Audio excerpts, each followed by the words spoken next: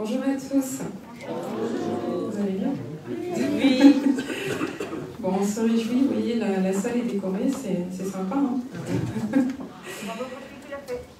En tout cas, est-ce que vous êtes prêts vraiment pour louer le Seigneur, l'adorer en ce matin? Amen. On va prendre ce premier chant qui dit « Tu es bon ». Oui, c'est vrai, les bontés de Dieu se renouvellent chaque matin. Et donc on va chanter ce chant, si vous voulez bien.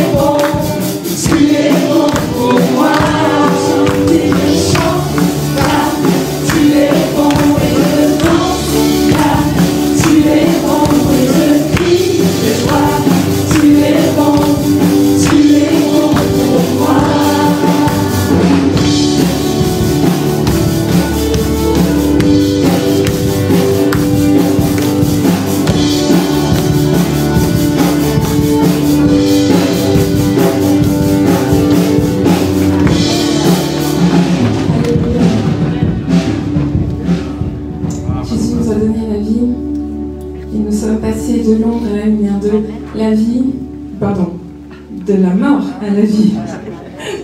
C'est mieux comme ça. On va prendre ce chant.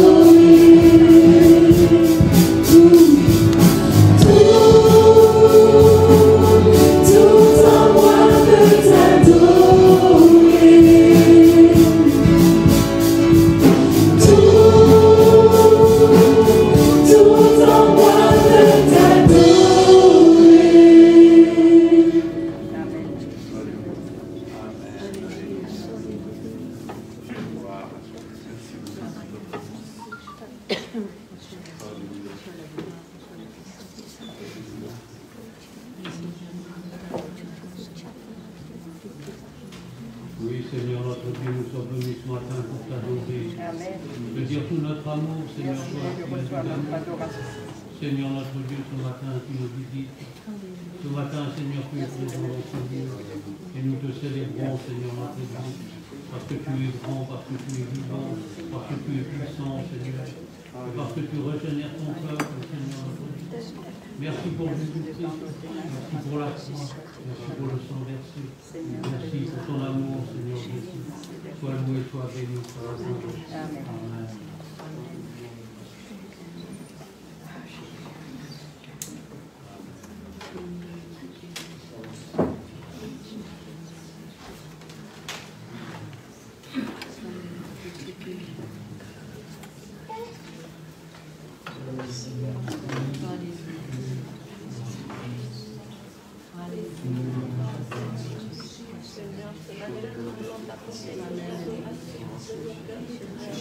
Parce que tu es digne d'adoration, digne de louange. Seigneur, nous voulons te dire merci pour ta grâce, merci pour ton amour, Seigneur.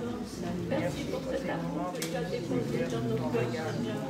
Merci, Seigneur, parce que tu as fait, Seigneur, faire de nous cet enfant, Seigneur, qui nous lance, Seigneur, chaque jour.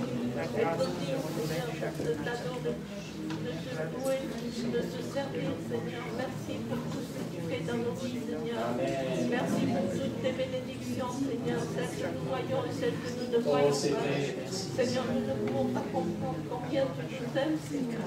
Merci, Seigneur, pour tout ce que tu fais, Seigneur. Merci.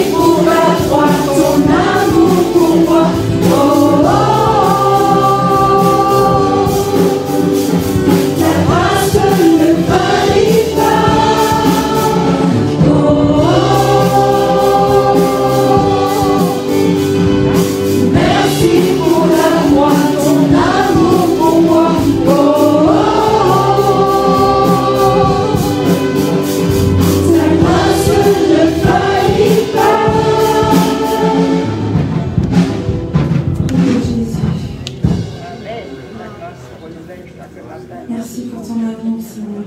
Cet amour parfait, Seigneur. Merci d'être fait pour nous, Seigneur.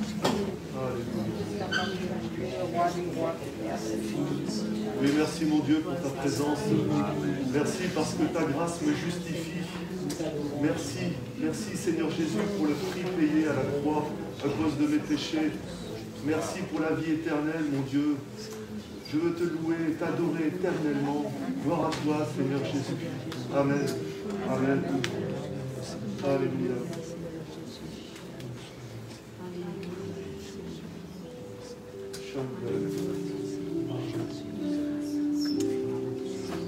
Oui, Seigneur, nous voulons célébrer ton amour, célébrer cet amour parfait, cet amour manifesté à la croix.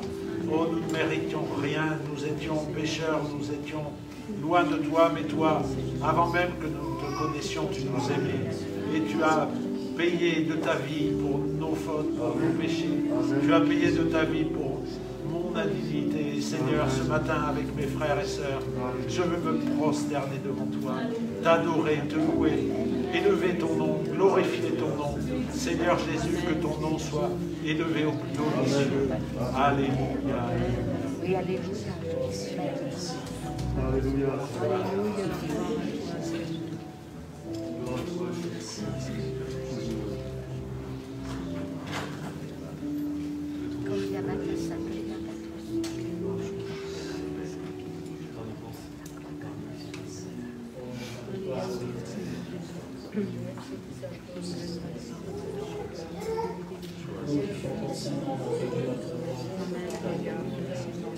Oui, pour ta grâce infinie, oui, pour ton amour parfait, oui, pour ta présence fidèle, Seigneur, pour ta puissance sans pareil, ta beauté, Seigneur, et l'éclat encore de ta grandeur, de ta magnificence.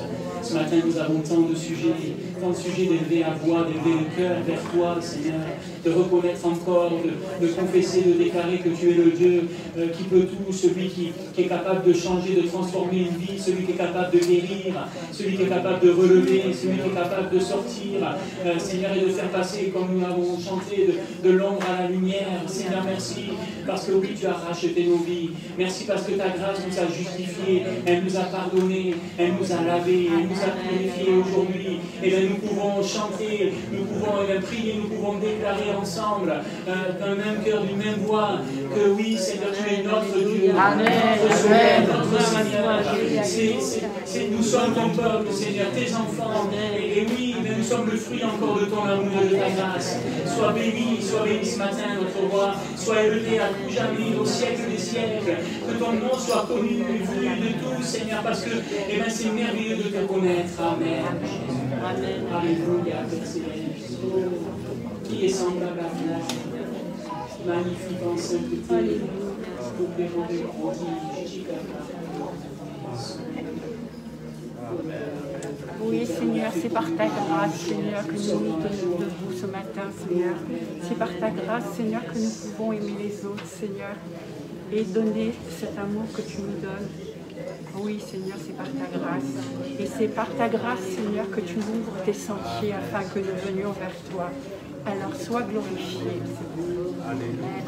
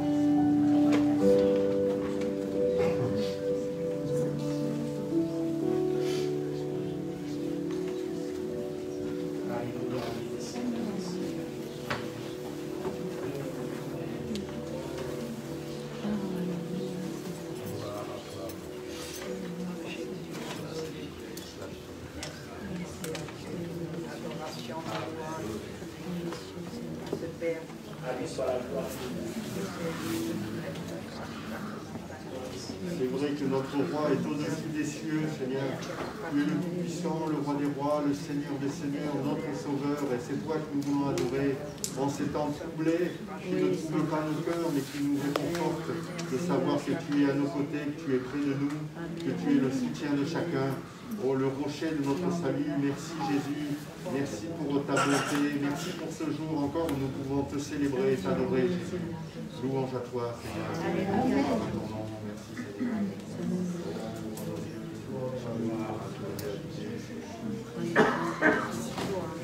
Loué sois-tu.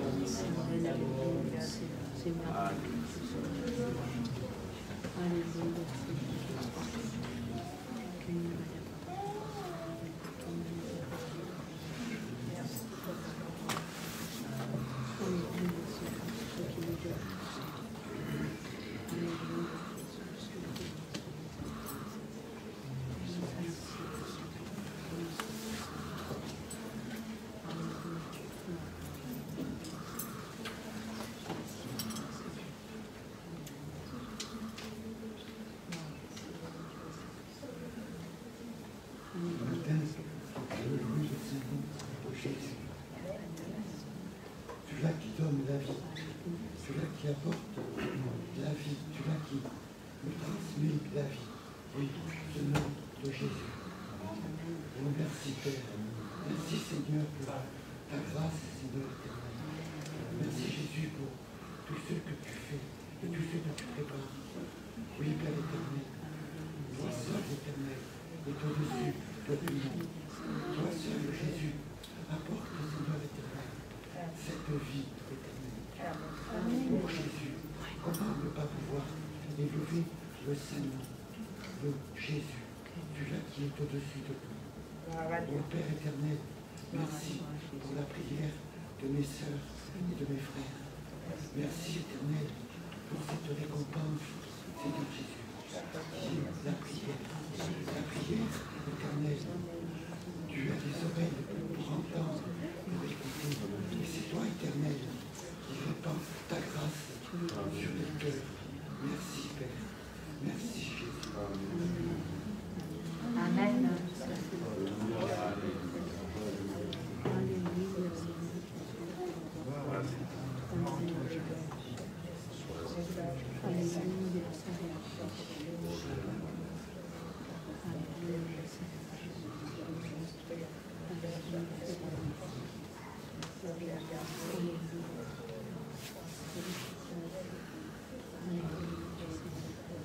La Bible dit que le Seigneur parcourt la terre pour secourir ceux dont le cœur est tout entier à lui.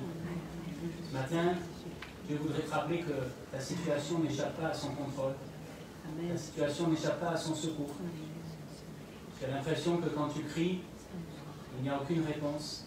Tu as l'impression que Dieu n'entend pas, ne répond pas.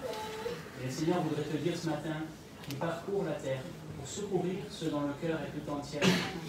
Reste attaché, le cœur tout entier à lui. Le Seigneur te secourra en son temps. Ne perds pas l'espoir, ne perds pas l'assurance, ne perds pas la foi, ne perds pas la paix. Dieu t'a vu, il a vu ta situation et il veut secourir ceux dont le cœur est tout entier à lui. Amen. Amen. Merci. Merci. Amen.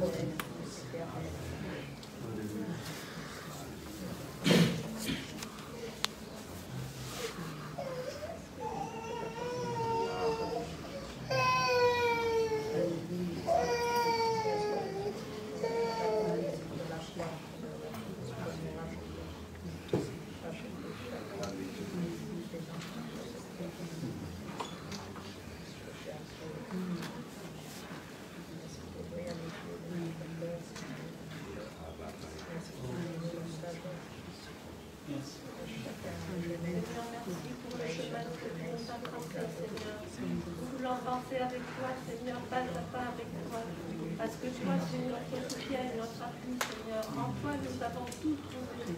Nous avons tout, Seigneur, en toi. Tu es notre Dieu, ce Dieu tout-puissant, ce Dieu incomparable, ce Dieu qui dépasse tous nos entendements. Seigneur, tu es notre Dieu, ce Dieu merveilleux, ce Dieu puissant, ce Dieu compatissant, ce Dieu qui nous aime. Et chaque jour, Seigneur, ce pas que nous pouvons faire avec toi, c'est parce que tu nous soutiens, c'est parce que tu es là.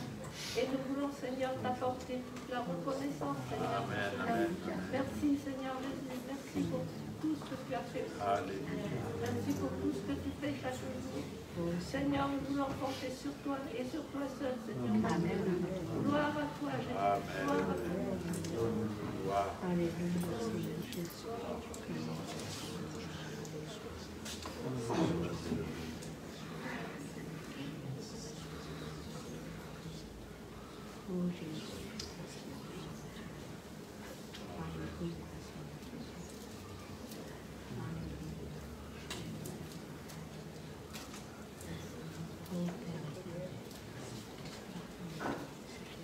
C'est vrai, Seigneur, que nous allons nous offrir des cadeaux. Ça va être le moment de Noël. Mais pour nous, Père, le plus beau des cadeaux, que par ta grâce, tu nous as sauvés. Tu nous as donné la vie, Père, à tous. On a besoin de rien, Père. Moi, en tout cas, j'ai besoin de rien, je suis avec toi. Je peux partager avec mes frères et mes sœurs, te louer et Père, permettre que ce confinement ne se passe pas, que l'on puisse continuer de te louer comme tous les dimanches et d'être ensemble pour te dire combien on t'aime, Père. Parce que c'est merveilleux d'être avec les frères et les sœurs, de pouvoir te louer. C'est le plus beau des cadeaux que je fais. C'est de t'avoir rencontré.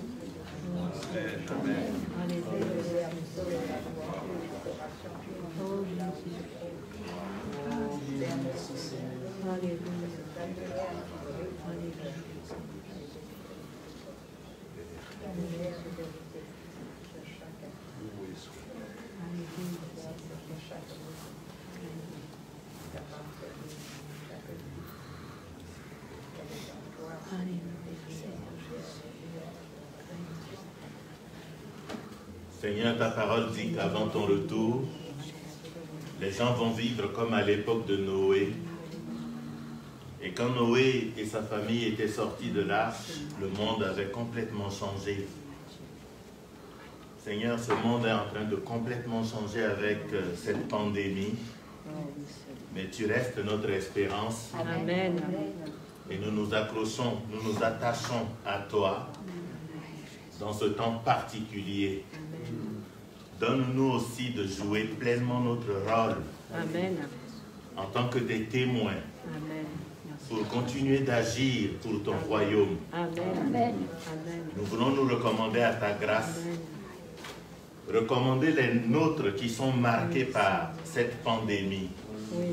Qui auront définitivement perdu leur emploi, leur activité, qui auront perdu beaucoup de choses et qui devront désormais vivre avec ces choses. Nous prions, Seigneur, que tu consoles, que tu édifies, que tu relèves ton peuple pour la seule gloire de ton nom. Amen. Nous t'avons prié au nom de Jésus. Amen.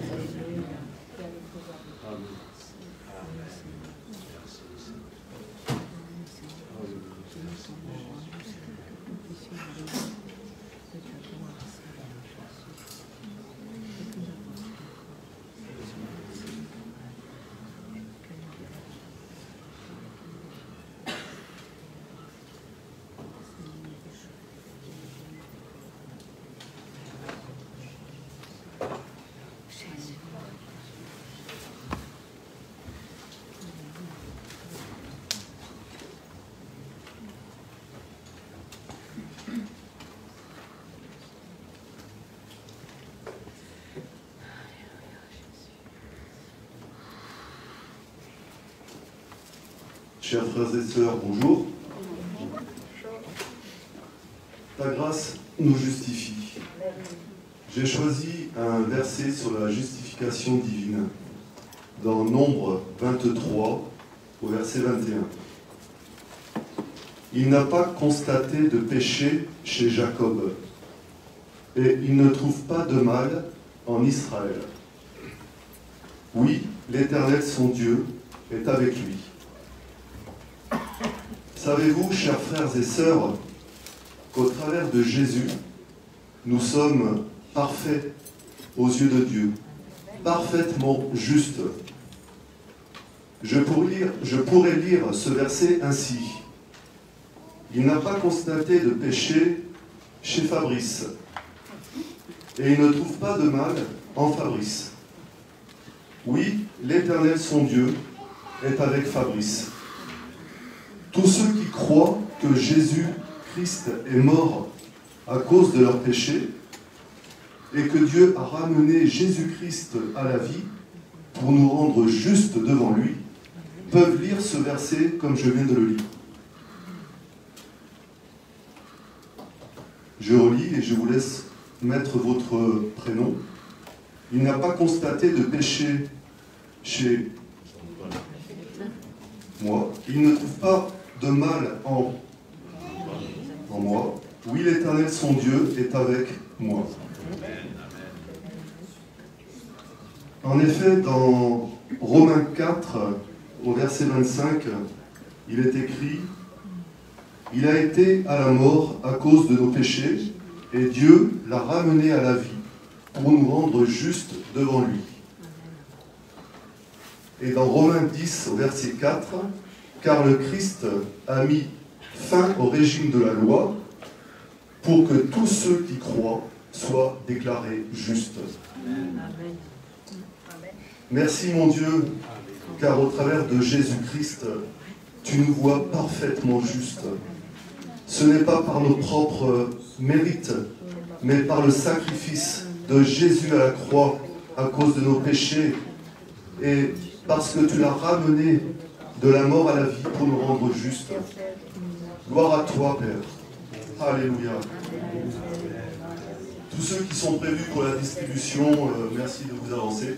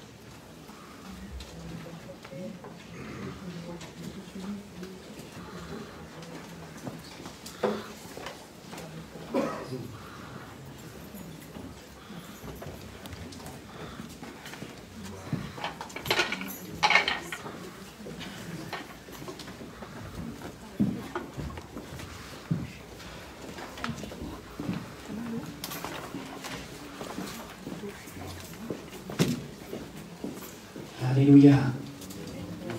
Amen. Voilà, le temps passe vite dans la présence de Dieu. Je vois que l'aiguille a tourné. Je vais essayer d'être court. Je vais essayer, je vous promets rien, je vais essayer d'être court. Je vais commencer en vous faisant quelques annonces. Là aussi, on va essayer d'être rapide. Déjà, bien sûr, vous souhaitez la bienvenue si vous êtes au milieu de nous, peut-être de passage. J'ai vu des gens de passage. On est très heureux d'avoir avec nous la famille Bonnard, la famille de Robin. Et notamment, vous savez qu'on a beaucoup prié pour son papa, Alain, donc ça fait plaisir de le voir et de l'entendre prier. Alors, bon, pour l'instant, la voix n'est pas complètement revenue, mais à l'occasion, la prochaine fois, il faudra quand même qu'il nous raconte ce que le Seigneur a fait, parce que c'est extraordinaire, je crois. Voilà, avec votre accord, mais on en reparlera. Mais on est très heureux de vous avoir au milieu de nous, très heureux de revoir Élise aussi, qui revient pour les vacances. Alors voilà, bon, j'allais dire, elle fait partie des meubles, m'en veux pas, c'est pas... Mais voilà, elle est d'ici, c'est pas une visiteuse, Élise, voilà, et puis je sais pas s'il y a d'autres personnes que j'oublie, mais en tout cas, on est très heureux de se retrouver. Soyez les bienvenus, vraiment, c'est avec joie qu'on se retrouve ce matin. On salue nos frères et sœurs qui sont en ligne. Alors, on n'a encore pas réussi à le mettre sur YouTube. Il y a un problème, YouTube a changé ses règles et il faut avoir 1000 abonnés. Alors, si vous connaissez des gens qui veulent s'abonner à notre page Facebook, YouTube, abonnez-les. Voilà. Si vous avez 10 comptes mail, abonnez-vous 10 fois. Peut-être qu'un jour on arrivera à 1000, je ne sais pas. Mais en tout cas, bon, c'est pas grave, on va trouver d'autres moyens de le faire. Mais apparemment, comme ça ne fonctionne plus. C'est pas grave. Merci d'éteindre votre téléphone si ce n'est pas déjà fait. Donc ça, voilà. Là, ça va trop vite. Voilà, pour ceux qui ne l'auraient pas su peut-être, ou qui n'ont pas reçu le mail ou le SMS, cette semaine, le papa de Jean-Hugues et de Philippe, Monsieur Françoise, est décédé. Et donc hier avait lieu le service d'inhumation. Et toute la famille vraiment remercie l'Église et les frères et sœurs, ceux qui ont eu un petit message, ceux qui ont eu une prière aussi. Ils se sont vraiment sentis soutenus. Et voilà, ils étaient vraiment contents de sentir ce soutien, cette affection, malgré ces moments difficiles. Et on continue de prier pour eux, bien sûr. Que Dieu puisse faire du bien à cette famille, les consoler, et puis aussi que pour ceux qui ne connaissent pas le Seigneur, ce soit des temps où ils puissent réfléchir à cela. Et voilà, on croit que Dieu vraiment se sert de toutes les occasions et est capable de changer même le mal en bien. Voilà, prions pour la famille Françoise. Je vous rappelle donc cette semaine, alors on a la réunion de prière qui est bien sûr décalée, je vous rappelle, à 18h30. Il fait ce qu'il veut, lui. Bon, à 18h30. Et puis le culte la semaine prochaine. Alors, pensez à vous inscrire pour le culte. Voilà, il fait ce qu'il veut. Aujourd'hui, bon. Pensez à vous inscrire auprès de Sylvie et Fabrice, ou alors en ligne, si vous voulez. Mais inscrivez-vous pour le culte encore la semaine prochaine. Cette semaine, on sera absent. On va partir avec les enfants et descendre un petit peu dans la famille. Voilà. Et bon, on sera là dimanche prochain. Mais on s'en va. Donc, s'il y a besoin, vous pouvez quand même me contacter. Il n'y a pas de problème. Mais que s'il y a besoin. Voilà. De toute façon, pendant les fêtes, en général, voilà, tout le monde est un petit peu occupé. Mais bien sûr, s'il y a besoin, n'hésitez pas. Donc, 18h30, la réunion de prière. Et puis, si ce n'est pas encore fait, allez voir Dany, récupérez votre Pentecôte, commandez au calendrier. Il faut vraiment le faire maintenant. Voilà. Et ça, alors je vous l'ai déjà dit, je ne le redis pas, puisqu'on est un peu pressé. Si vous avez des questions pour le livre, venez me voir. Les offrandes à la sortie. Et je vous rappelle que ce mois-ci, c'est le mois de la mission. Donc voilà, autant qu'on peut, on pense à cela. Et voilà, j'espère que j'ai rien oublié, parce que du coup, je vais vite, mais ça a l'air bon. Si j'ai oublié quelque chose, levez la main. Ça va, j'ai rien oublié. Ok. Super. Très bien, et bien on va partager ensemble la parole de Dieu. Et je vous disais, je vais essayer d'être court, et on va prendre un passage, entre guillemets, de circonstance, dans cette période proche des fêtes de Noël. J'aimerais qu'on lise ensemble dans l'évangile de Matthieu au chapitre 2, et un passage qu'on connaît. Alors des fois on connaît bien, et des fois on va voir ensemble très rapidement aussi qu'on peut avoir peut-être des choses qui sont peut-être pas écrites, mais qu'on pense à tort ou à raison, qu'on pense vraies, qu'on pense juste, et qui ne sont pas nécessairement écrites dans la parole. On lit dans Matthieu 2, donc au chapitre 2, verset 1er. Hop, voilà, jusqu'au verset 12. Si je retrouve le truc, j'ai encore plein de papiers là-dedans, il faut vraiment que je fasse du vide dans mes papiers. Là, tout va tomber. Hop. Voilà, excusez-moi. Allez, on y va. Matthieu 2, verset 1er. Jésus étant né à Bethléem en Judée, au temps du roi Hérode, voici des mages d'Orient arrivèrent à Jérusalem et dirent: Où est le roi des Juifs qui vient de naître? Car nous avons vu son étoile en Orient et nous sommes venus pour l'adorer. Le roi Hérode, ayant appris cela, fut troublé, et tout Jérusalem avec lui. Il assembla tous les principaux sacrificateurs et les scribes du peuple, et il s'informa auprès d'eux où devait naître le Christ. Ils lui dirent: à Bethléem, en Judée, car voici ce qui a été écrit par le prophète. Et toi, Bethléem, terre de Juda, tu n'es certes pas la moindre entre les principales villes de Juda, car de toi sortira un chef qui paîtra Israël, mon peuple. Alors Hérode fit appeler en secret les mages et s'enquit soigneusement auprès d'eux depuis combien de temps l'étoile brillait. Puis il les envoya à Bethléem en disant: allez, prenez des informations exactes sur le petit enfant. Quand vous l'aurez trouvé, faites-le-moi savoir, afin que j'aille aussi moi-même l'adorer. Après avoir entendu le roi, ils partirent, et voici l'étoile qu'ils avaient vue en Orient marcher devant eux jusqu'à ce qu'étant arrivés au-dessus du lieu où était le petit enfant, elle s'arrêta. Quand ils aperçurent l'étoile, ils furent saisis d'une très grande joie.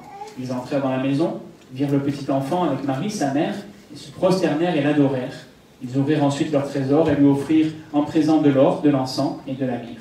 Puis, divinement avertis en songe de ne pas retourner vers Hérode, ils regagnèrent leur pays par un autre chemin. Amen. Amen. On prie un instant. Seigneur notre Dieu, merci pour ta parole. Elle est la vérité, elle est une lumière, elle est la lumière qui conduit, qui dirige nos pas dans cette marche que tu veux que nous accomplissions. Et Seigneur, ce matin, je te prie de m'aider à parler de ta part, vraiment, ou à moi de ton esprit. Mais je te prie de nous aider, chacun et chacune aussi, à entendre, à recevoir, à avoir des oreilles qui sont attentives et un cœur qui est ouvert. Nous avons chanté, Seigneur, mais ouvre les yeux de nos cœurs. Nous voulons te voir et nous voulons t'entendre ce matin encore. Apprends-nous, Seigneur, guide-nous, conduis-nous, édifie-nous, Seigneur. Fais-nous grandir avec toi pour la gloire de ton nom. Amen, Seigneur Jésus. Alléluia. Amen. Voilà un texte donc que vous connaissez, qu'on connaît, une histoire qu'on connaît bien. Et avant de pouvoir arriver, vous avez vu peut-être le titre que j'avais écrit, des adorateurs inattendus. Avant d'arriver jusqu'au cœur du message, j'aimerais me permettre de faire une petite introduction. Les mages sont pour nous un modèle à suivre, c'est ce qu'on va voir ce matin. Alors peut-être pas dans tous les domaines, et voilà, mais en tout cas, dans ce que nous avons lu là, et dans ce que la Bible nous dit, on va voir en quoi nous pouvons et nous devons, je crois, leur ressembler d'une certaine manière. Le Seigneur, que le Seigneur nous donne encore ce matin de saisir voilà, ce texte avec peut-être une nouvelle fraîcheur, même si je crois que ce que je vais vous dire, il n'y a rien de nouveau. Mais c'est bon des fois de se rappeler les choses et de voir les choses d'une nouvelle manière. Et au travers de la lecture de ce texte, je ne sais pas pour vous peut-être, mais il y a des questions qui sont là et qui peuvent surgir à la lecture de ce texte. L'année dernière, je ne sais pas si vous vous rappelez, on avait parlé avec les enfants, les ados, peut-être vous vous en rappelez, les enfants, les ados de Blanche-Neige, là, et des 2 étoiles, là. Je ne sais pas si vous vous en souvenez ou pas. Les enfants, est-ce qu'il y a des enfants aujourd'hui? Ouais, vous vous souvenez ou pas? Blanche-Neige, là, la petite étoile, vous vous rappelez? Ouais. Ça vous dit quelque chose? Peut-être. C'est pas grave. Si comme ça, si vous vous en souvenez pas, je referai la même chose cette année. Quelle est cette étoile? Ça, c'est une question qu'on peut se poser. Vous savez qu'il y a plein de théories qui ont été avancées. Je ne vais pas les définir ce matin. Il y en a qui disent que c'est une supernova, d'autres l'alignement de plusieurs planètes, d'autres disent que c'est simplement un phénomène surnaturel que Dieu a permis. Bref, peu importe ce qu'on voit, ce que l'on sait. Ce qui nous est dit, c'est que cette étoile, les mages l'ont vue en Orient, ils l'ont suivie, et quand ils sont arrivés à Jérusalem, après ils l'ont encore suivie, et ils sont arrivés jusqu'à la maison où Jésus était là. Et c'est intéressant de ne pas faire dire à la Bible ce qu'elle ne dit pas, mais c'est intéressant aussi de se poser des questions. Qui étaient ces mages qui ont vu cette étoile? Je ne sais pas si vous avez déjà vu une étoile. Moi, oui. Vous avez déjà vu une étoile? Bon, ça va, vous me rassurez. Mais par contre, je ne sais pas si j'aurais été capable de voir une étoile différente ou voilà. Enfin, je ne sais pas comment elle était exactement, mais en tout cas, il fallait sans doute déjà scruter le ciel, être attentif, voir ça. Qui étaient ces mages? Alors là aussi, la tradition fait dire plein de choses. Ils étaient 3, ils étaient rois, on connaît même leurs prénoms. Mais tout ça, c'est pas écrit. C'est pas écrit, on ne sait pas combien ils étaient. D'ailleurs, vous avez vu, j'ai mis plein de chameaux, j'en sais rien. Et voilà, ils étaient plusieurs. Et ils étaient sans doute pas rois, d'ailleurs. Sans doute, c'est vrai, c'était des gens importants. On voit comment Hérode les reçoit à Jérusalem. On voit comment les choses se passent. Bien évidemment, c'était sans aucun doute des gens importants, mais sans doute pas des rois. Sans doute pas non plus. Eh bien, il était 3. C'est pas parce qu'il y avait 3 cadeaux qu'il y avait 3 mages. Certains disent, et il y a sans doute une part de vérité aussi, que ces mages dans la culture orientale, la culture notamment perse, babylonienne, etc., ces mages qui venaient d'Orient, ces mages étaient des personnes importantes, donc, nous l'avons vu, des gens qui étaient des conseillers du roi, et qui pratiquaient, alors pour certains, des sciences, toutes sortes de sciences, pour certains autres même de la magie, etc. Alors, jusqu'où allait cela? Qu'est-ce qu'il en était de ces mages-là? On ne le sait pas. Mais ce qu'on sait, c'est qu'en tout cas, ils étaient assez attentifs au ciel pour voir l'étoile, et assez aussi instruits pour savoir que cette étoile annonçait la naissance du roi des Juifs. Puisque quand ils arrivent à Jérusalem, c'est ceux qu'ils vont demander à Hérode. Donc c'est qu'ils étaient au courant, parce que ce n'était pas écrit dans l'étoile, je pense. Hein? Mais voilà. Alors, certains avancent là aussi le fait que ces mages peut-être avaient été enseignés ou avaient reçu les choses qui avaient été apportées par les Juifs qui avaient été déportés pendant des centaines d'années, quelques Daniel ou d'autres. Bref, peu importe, là aussi, ça n'est pas mentionné, mais ce que l'on voit, c'est que ces mages vont venir comme étant au courant de ces prophéties qui annonçaient la venue du Messie. Et ils vont demander cela à Hérode, et ils vont suivre cette étoile. On continue. Donc les mages arrivent à Bethléem, donc à Jérusalem, et puis à Bethléem. À quel moment? Tiens, il y a certains qui me... Non, c'est pas... il y a écrit Bethléem. Les mages arrivent à Bethléem. À quel moment les mages arrivent à Bethléem? Et bien là aussi, on voit, et c'est écrit ça par contre, que quand ils arrivent, ils trouvent le petit enfant, Jésus, dans la maison. Hein, dans la maison. Donc, Jésus n'était plus dans la crèche, même si là aussi, il y a plein d'interprétations sur ce qu'était vraiment la crèche. On sait que les maisons de l'époque n'étaient pas les maisons de nos agriculteurs aujourd'hui. Il n'y avait pas les tables qui étaient à un endroit et puis la maison à un autre endroit. Voilà, probablement, les animaux étaient en dessous, et puis vous savez, on se servait de la chaleur des animaux pour chauffer la maison qui était au-dessus. Bref, tout ça, ce sont des choses qui sont probables, qu'on peut imaginer, étant donné la culture et l'histoire que l'on a, les informations que l'on a de l'histoire de l'époque, mais ce n'est pas le plus important, puisque la Bible n'en parle pas. Ce que l'on sait en tout cas, et là aussi, on le déduit de ce que la Bible nous dit, c'est que il devait s'être passé un certain temps, puisque vous savez ce qui va se passer quand les mages ne vont pas retourner voir Hérode. Hérode va ordonner que les enfants de 0 à 2 ans, tous les garçons de Bethléem et de sa contrée, soient tués. Donc, on a défini, ça paraît logique, que sans doute Jésus avait entre 0 et 2 ans, mais voilà, sur une période plus ou moins large.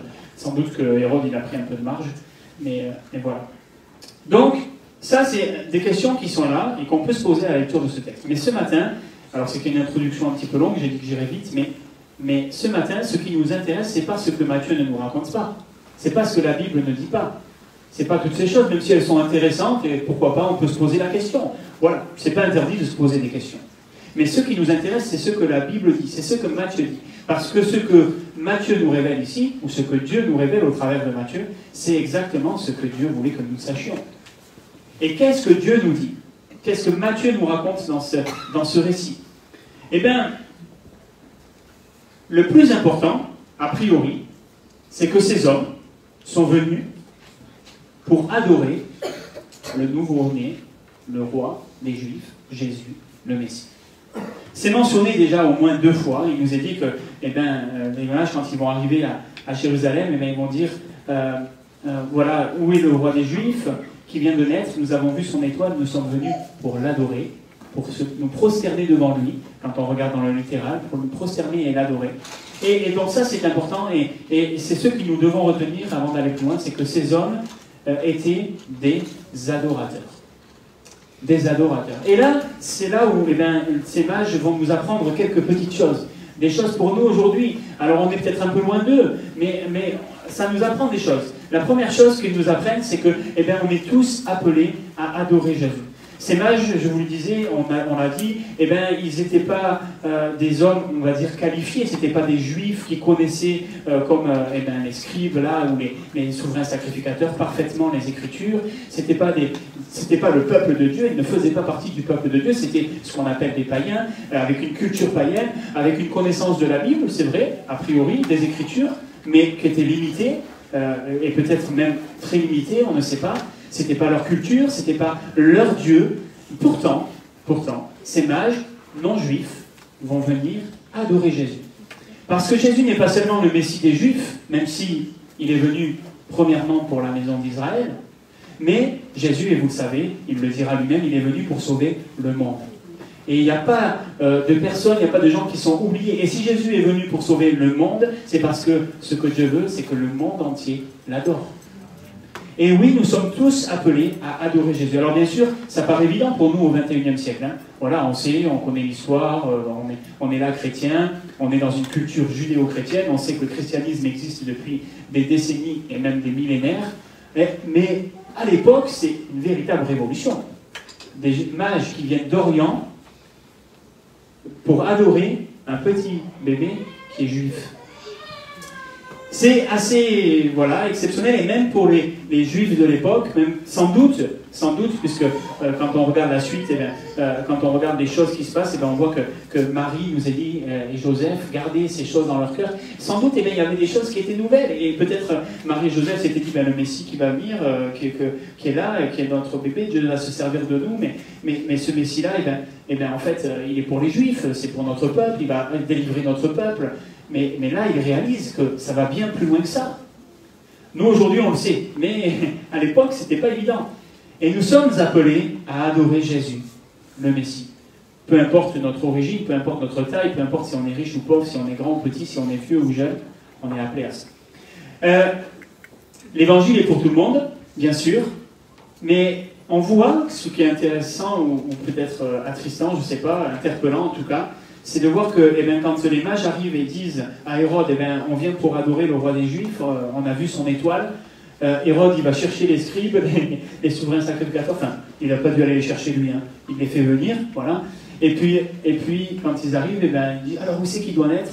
Et eux, là, oui, à Bethléem, en Juda. Voilà, c'est bon, t'as ton info, bon, on repart. On se dit, mais c'est pas possible, les gars, allô, quoi. Je sais pas moi, c'est vous les chefs religieux, vous n'avez pas envie d'aller voir ce Messie, vous n'avez pas envie d'aller l'adorer, vous n'avez pas envie d'aller vous prosterner devant lui, vous qui l'attendez depuis des centaines d'années, depuis des siècles. Eh bien a priori non. Alors on ne sait pas, hein, peut-être qu'il y en a qui l'ont fait, mais c'est pas mentionné, c'est pas dit. Et on se dit, mais en fait, ceux qui étaient censés être le plus qualifiés, le plus attendus pour adorer Jésus, eh bien c'est ceux qui ne vont pas le faire. Et c'est intéressant de voir une chose aussi, et j'attire votre attention là-dessus, c'est que Dieu, il sait comment il parle aux gens. On voit, et c'est beau, hein, mais quand Dieu parle à ces mages, eh bien, il leur parle au travers d'une étoile. Quand Jésus, plus tard, va parler dans les contrées de la Judée ou de la Galilée, et notamment, la Bible nous dit qu'à ce moment-là, il était au bord de la mer, et on sait qu'au bord de la mer de Galilée, ce lac de Galilée, hein, c'est un lac qui est un lac d'eau douce, hein, voilà, il y avait beaucoup de culture dans toute cette vallée du Jourdain, et là, eh bien, vous savez comment Jésus va parler, il va parler en paraboles, et souvent avec des paraboles comme celle du semeur, etc., qui parlent de la terre. On voit que Jésus, eh bien, quand Dieu s'adresse à des personnes, il leur parle avec des choses qui leur parlent. Ici avec une étoile, tantôt avec ces paraboles de la terre, et oui, Dieu se révèle, et il parle à ses souverains sacrificateurs, à ses scribes, d'une certaine manière, avec les écrits qu'ils connaissaient. Et ils avaient tout. Pourtant, ils passent à côté. Tout ça pour dire que peut-être, eh bien, on pourrait tout avoir, en tout cas pour être des adorateurs, entre guillemets, impeccables, hein, juste comme il faut. Mais nous devons faire attention et nous devons veiller à ne pas passer à côté du message de Dieu, de la parole de Dieu, le chemin que Dieu a tracé. Là, eh bien, ceux qui l'ont vu ce ne sont pas les principaux chefs juifs, mais ce sont les mages, qui n'avaient peut-être rien, en tout cas pour ça, et bien ils l'ont vu et ils l'ont saisi. Soyons pas ces chrétiens qui sont peut-être un petit peu comme peut-être ces mages qui étaient vaccinés, comme ces chefs qui étaient peut-être vaccinés, habitués, qui connaissaient les écrits et qui ont dit ça comme un petit peu, bah oui, ben c'est là qu'il doit naître. Voilà, pas de problème, ils étaient au clair. Hein. Pourtant, il manque le plus important. Alors voilà, soyons des adorateurs, même si on est peut-être inattendu, même si peut-être on n'avait rien pour ça, même si peut-être on se dit, mais Seigneur, qui je suis pour venir me prosterner devant toi et t'adorer? Eh bien, soyons de ces adorateurs peut-être inattendus, mais de ces adorateurs qui sont appelés par le Seigneur. Allez, je me dépêche. La vraie adoration, elle exige un engagement. Ces mages, bien sûr, vous le savez, je ne vais pas m'attarder là-dessus, mais ils venaient de loin, d'Orient, et à l'époque, ben voilà, c'était sans doute en chameau, puisque c'était des gens importants, ou en cheval, ou je ne sais pas, mais en tout cas, c'était sans doute pas en Concorde, ni en TGV, donc ça prenait du temps, sans doute des mois de voyage. Et puis, ils étaient sans doute pas que eux à voyager. Il y avait sans doute toute une caravane qui les accompagnait, ils étaient sans doute plusieurs, etc. Et bien ça engage. L'adoration, c'est plus que le dimanche matin de 10h à 11h, et encore quand on est en forme. Mais non, l'adoration, bien sûr, c'est plus que ça. Je sais que vous le savez, et on en a déjà parlé. Et ce matin, j'aimerais juste attirer notre attention et nous redonner l'envie, nous redonner le goût de dire, Seigneur, oui, je veux m'engager dans l'adoration. C'est-à-dire, je veux pas laisser passer cet appel qui est là.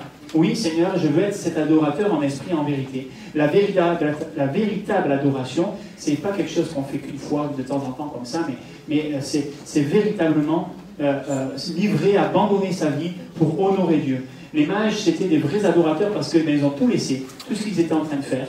Ils ont déposé là leurs études, peut-être leur télescope, etc., pour venir adorer Jésus. Un voyage désintéressé jusqu'à Bethléem, même qui leur coûte du temps, qui leur coûte de l'énergie, qui leur coûte même de l'argent, puisqu'ils vont offrir des cadeaux précieux à Jésus, ils ont interrompu toute autre occupation. Sachons interrompre notre programme pour adorer Dieu parfois. On en a besoin, et même le dimanche matin, vous savez, on prie pour cela des fois, et je me mets dans le lot, mais on dit, Seigneur, s'il te plaît, change notre programme, bouleverse notre planning, là. S'il faut, montre-le-nous, mais bouleverse les choses. Alors bien sûr, il y a des choses qui sont bien, j'ai rien contre ce que nous faisons, au contraire, je crois que c'est excellent, que c'est très bien, mais le plus important, c'est d'être à l'écoute de ce que Dieu veut. Et oui, Seigneur, bouleverse nos programmes, on est prêt, Seigneur, à laisser de côté peut-être notre programme habituel pour t'adorer. Aujourd'hui, on peut vite laisser s'installer des choses, et même des choses qui sont des barrières à notre adoration. Un planning, la timidité, la fatigue que ça entraîne, le cœur qui est occupé, qui est préoccupé par toutes sortes de choses, les soucis. Bref, c'est des choses qui sont normales. Mais ne laissons pas cela nous empêcher d'adorer le Seigneur. Engageons-nous. L'engagement est aussi prouvé par leur volonté d'affronter toutes les péripéties, tous les périls. On sait que les routes n'étaient pas très sûres à ce moment-là. Il y avait des voleurs, des bandits, etc. Bref, voilà, on ne va pas spéculer, là aussi, on ne sait pas comment ça s'est passé, mais en tout cas, ils n'ont pas eu peur de ça, et ils étaient prêts à sacrifier ces mois de leur vie, même au risque et au péril peut-être de leur vie. Et aujourd'hui, nous devons aussi être prêts à consacrer du temps, à consacrer de l'énergie pour le Seigneur, et il faudrait qu'on soit prêt à peut-être, allez, je le dis, mais à prendre des risques pour Dieu, quoi. Et je me pose la question à moi, là, encore une fois, mais quand c'est la dernière fois que tu as pris des risques pour Dieu? Alors, je ne dis pas qu'il faut se mettre en danger pour faire plaisir à Dieu. C'est pas ce que Dieu nous demande. Mais dans ma vie, dans mon programme, peut-être dans mes relations avec les autres, est-ce que depuis quand je ne me suis pas mis en danger? C'est-à-dire, je n'ai peut-être pas pris le risque que quelqu'un me dise, mais Benjamin, c'est n'importe quoi, ou monsieur le pasteur, ça ne va pas, il faut arrêter, Jésus, voilà. Depuis quand je n'ai pas pris le risque? Prendre un risque, ce n'est pas forcément interdit, ce n'est pas forcément une mauvaise chose. Après, il ne faut pas prendre des risques inutiles et faire n'importe quoi. Ce n'est pas non plus ce que Dieu nous demande, bien sûr. Mais soyons des adorateurs engagés. La véritable adoration, l'adoration que ces mages nous montrent, Et celle qui doit être la nôtre, c'est l'adoration qui vient du cœur, bien sûr. Être des adorateurs en esprit et en vérité. C'est plus, et on le sait, Jésus va le dire, que lever les mains et être debout et avoir de belles paroles et les multiplier, ces belles paroles, c'est plus que ça, l'adoration. Mais l'adoration, c'est ces hommes qui se prosternent devant un bébé, qui n'est pas de leur peuple, qui n'est pas de leur nation, qu'ils ne connaissent pas, dont ils ne connaissent pas grand-chose, si ce n'est peut-être ce que disaient ces prophéties-là. Mais qu'est-ce qu'ils font quand ils arrivent dans cette maison? Ils se prosternent aux pieds, devant Jésus, quoi. Devant Jésus. Des hommes sans doute d'un certain âge, on disait des hommes importants, des hommes qui avaient une grande science, sans doute, une grande connaissance, ils s'humilient. Et la véritable adoration, c'est ça. C'est celle qui vient du cœur et qui dit, voilà, Seigneur, je m'oublie pour toi. Je me laisse, je m'abandonne pour toi. Et ils ne se sont pas souciés de ce que le roi ne soit pas dans un palais. Ils ne se sont pas souciés du fait que le roi ne soit pas peut-être reconnu avec une couronne et dans des jolis langes, etc. Mais non, simplement, ce qui comptait, c'était leur conviction, leur cœur qui leur dictait, qui les avait poussés, qui les avait amenés ici à adorer ce petit bébé qui était le roi des Juifs. Aujourd'hui, nous connaissons la vie de Jésus. Nous avons la chance d'avoir la Bible. Nous connaissons ce qu'il a accompli. Les mages ne le savaient pas. Ils viennent adorer un bébé et peut-être ils auraient pu dire, mais qu'est-ce que c'est que ces élucubrations-là qu'on a entendues, qui sont écrites? C'est n'importe quoi. Ça ne peut pas être lui, le sauveur. Il est dans une petite maison de rien du tout. Son père, il est charpentier. C'est pas possible. Ils ne savaient pas tout ce qui allait se passer. Nous, aujourd'hui, on le sait. Jésus qui meurt, Jésus qui ressuscite, Jésus qui guérit les malades, Jésus qui fait des choses extraordinaires, Jésus qui nous promet d'être encore avec nous et qu'il est vivant et qu'il est au ciel. Tout ça, ils ne le savaient pas. Mais ils viennent et ils adorent Dieu. Alors, quand nous chantons nos cantiques, quand nous nous prosternons devant le Seigneur, demandons à Dieu de remplir nos cœurs d'amour pour lui, d'adoration pour lui, afin que, on soit ses vrais adorateurs. Je termine avec une dernière chose qui va faire le pont avec ce qu'on verra la semaine prochaine, mais qui est important. Adorer, c'est donner. On voit ces mages-là qui arrivent et qui vont apporter des cadeaux. Alors, l'encens, la myrrhe, l'or, bien sûr, vous savez qu'il y a toutes sortes de significations. On ne va pas s'y attarder ce matin, mais ce sont les cadeaux qu'on faisait à un roi ou à Dieu, etc. Donc, il nous parle de tout ce que Jésus est. Il est Dieu, il est le roi, et puis aussi le fait qu'il va mourir. Bref, on ne va pas s'attarder là-dessus ce matin, sur la signification de ces cadeaux, mais simplement sur le fait que, habituellement, en tout cas, ce n'est pas les cadeaux qu'on va faire à un bébé. Je ne sais pas vous, mais voilà, on lui offre, je sais pas moi, des petits chaussons tricotés, ou un doudou, une tétine. Bon, à l'époque, il n'y avait peut-être pas de tétine. Mais en tout cas, c'était pas les cadeaux qu'on faisait à un bébé, sauf quand c'était un enfant de roi, effectivement, un prince. Les mages ont offert des cadeaux qui étaient dignes du roi, parce que Jésus était le roi des Juifs, mais plus que ça, le Messie. Et ils sont venus et adorer ces données. Alors, on en parlera la semaine prochaine, donc je ne veux pas être trop long là-dessus, mais en faisant ça, ils exprimaient leur amour et leur dévotion au roi qu'est Jésus.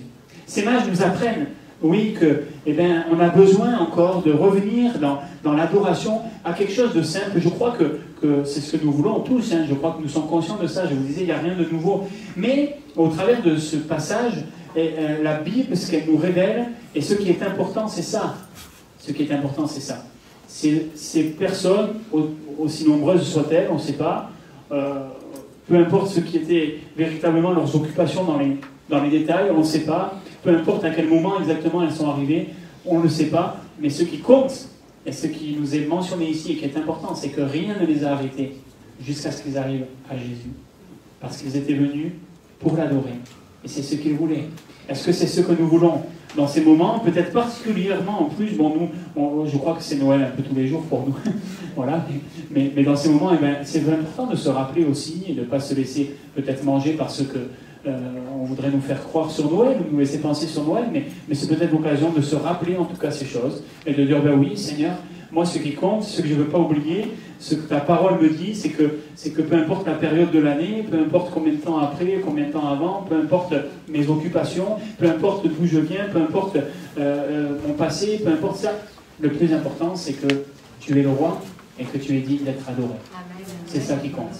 Alors, eh bien voilà, ce matin, que nous nous engagions tous, puisque nous sommes tous appelés, dans l'adoration du roi, de tout notre cœur.